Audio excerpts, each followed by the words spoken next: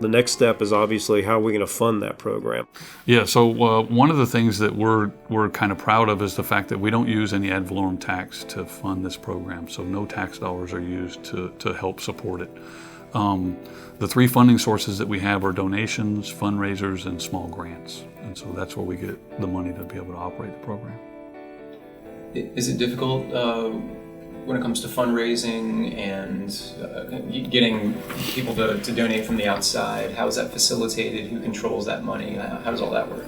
So we do have an account set up in the department that we can pull those funds from. But the volunteers that we have, so initially we sent out a social media post asking for volunteers, and we got a pretty good large amount of volunteers to be able to come and help. And so they kind of took over the fundraising role. And so they'll do fundraisers to raise money for the program and seek donations. But I've had checks from all over the country come in. You know, why do we need LEAD? Why did we want LEAD? We had an awful lot of people, again, in our department coming to this office that were saying that, you know, my son or daughter got to this point through a legitimate medical need. We don't have a whole lot of resources here in the western part of the state as far as substance abuse treatment. We've got no options. What do we do? So LEAD was an option that we could use because it's not only diversion from the criminal justice system as far as officer referral, we also have what we call social referral, where if a parent comes to us, we can get them into the program. So we had a groundwork laid, we had the basis for the program, so now we just needed to fund it. So we started with the North Carolina Harm Reduction Coalition as far as looking at grant and other opportunities to try to fund that program. We were looking at it along with Fayetteville. Fayetteville got the first grant. They've been running their LEAD program for well over a year now. We spent a lot of time with Captain Paul over in Fayetteville to see how their program was operating. Again, what we could use from that program, what would work here in North Carolina, in Waynesville, and maybe wouldn't be acceptable in Waynesville that is in Fayetteville. We don't have a whole lot of sex workers here in Waynesville where that's a major part of their program.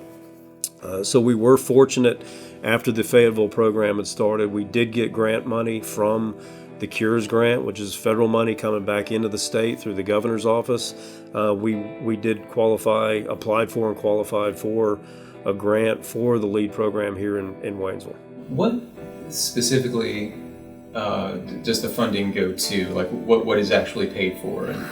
So the bulk of the money that we take in, 94+% of it, is used to pay for long-term residential treatment. Smaller amounts, we've bought food or reimbursed gas for volunteers that have transported individuals from one facility to the next.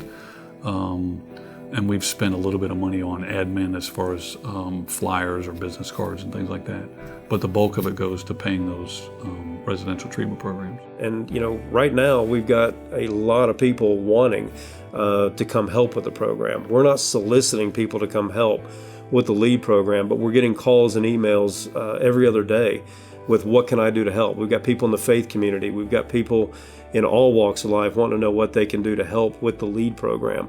You know, funding is always an issue. One of my biggest fears is to, you know, be in this position and somebody walk in the door and say, I need help, and I have no resources to be able to get them there. But I think we've done a good job of being resourceful with the money that we have received, and spend it wisely. So, you know, we're still in the black, so to say, and we're always looking for new additional funding sources.